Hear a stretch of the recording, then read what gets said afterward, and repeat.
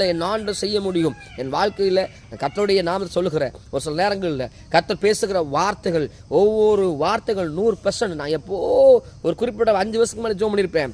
எப்போ கர்த்தருடைய வார்த்தை சொல்லியிருப்பேன். அந்த வார்த்தை இன்று விதையாக முளைத்து, அது மரமாய் முளைத்து, அந்த வார்த்தையில் தேவனை மகிழ்ப்படுறதை நான் பார்க்குறேன். அன்னைக்கு சொன்னீங்க ஐயா, அன்னைக்கு சொன்னீங்க தம்பி, அன்னைக்கு சொன்னீங்க தேவனோட வார்த்தை சொன்னீங்க, எப்படி நடக்குன்னு சொன்னீங்க. அந்த வார்த்தை நடக்குன்னு சொல்லுகிற அநேகருடைய செய்தி கேட்குறேன், அநேகருடைய வார்த்தையை கேட்குறேன். இதுக்கு பெருமையை சொல்ல வரல, தேவ நாம மகிமைப்பட்டிருக்குது.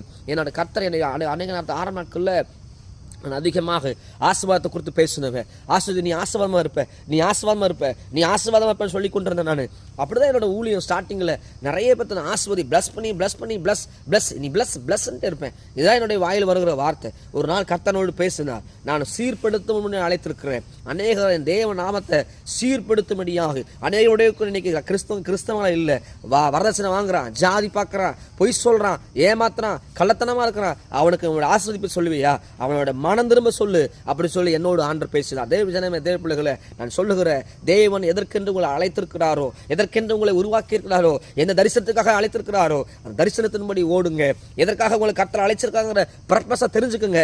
எல்லாரும் மாதிரி இருக்க வேண்டாம், அவங்கள மாதிரி இருக்க வேண்டாம், இவங்கள மாதிரி இருக்க வேண்டாம். தேவ ராஜ்யம் கட்டப்பட எப்படியாவது பயன்படணுங்கிற அந்த இறுதி உங்களுக்கு வரட்டும். அதே வேளை தாகம் வரட்டும், வாஞ்சை வரட்டும். எத்தனையோ பரிசுத்தவான்கள், எத்தனையோ மிஸ்னரிமார்கள் தேவனுக்காக இந்தியாவில் வந்து எத்தனை சீகன் பால் பாருங்க. அந்த வேதத்தை நம்முடைய தமிழ் அச்சிட தன் வாழ்க்கை முழுதுமாக, தன் வாழ்நாள் முழுதுமாக தன்னுடைய ஜீவனை ஒப்பு கொடுக்கிற அளவுக்கு இந்த பூமியில் இந்தியாவில் வந்து தன் வாழ்க்கை முழுதும் தியாகமாய் செய்து முடித்தார். எத்தனை ஊழியக்காரங்க மிஸ்னரிமார்கள் வந்து தேவ நாமத்தை மகிமைப்படுத்திருக்கிறாங்க. வில்லியம் கேரி எவ்வளோ பெரிய தேவ மனிதன். இந்த இந்தியாவில் வந்து தன் வாழ்நாள் முழுதுமாக வேதத்தின் காரியங்களை அச்சிட்டதை மாத்திர பல மொழிகளை கொடுத்த மனிதன். இன்னைக்கு நான் சொல்லுகிறேன், நம்முடைய தரிசனங்கள், நம்ம கொடுத்த தரிசனத்தை ஊழியங்களை சரியா செய்து முடித்து போகணும். நம்ம மறித்து வெறுங்கையனாய் போய்விடக்கூடாது, வெறுங்கையனாய் வந்து விடக்கூடாது. ஆண்டவரே வெறுங்கையா வந்து நான் வெறுங்கையை போகணும்னு சொல்லக்கூடாது. நம்முடைய திரளான ஆத்மாக்களை அறுவடைக்கு நேராய் கொண்டு போகணும். அறுவடை செய்கிறவளா இருக்க வேண்டும்.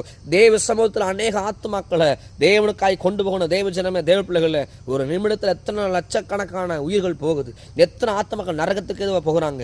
பாதாள ஜனங்கள் என்று வெளியே கொண்டிருக்கிறது. பாரமிலோடு நீங்க தேவனுக்காக எழும்பி ஓடுங்க. தேவன் அவங்கள தான் மாம்சமான யாவர் மேலும் என் ஆவி ஊற்றுவேன்னு சொன்னவர் அந்த ஆவி ஊற்ற பண்ணுவார். இன்னைக்கு நிறைய பேர் பரிசுத்தாவி பெற்றுக்கொண்டு சொல்றவங்க அநேகர் சபித்து கொண்டிருக்கிறாங்க, அநேகரை சபித்து கொண்டிருக்காங்க, களங்கடிச்சு கொண்டிருக்கிறாங்க.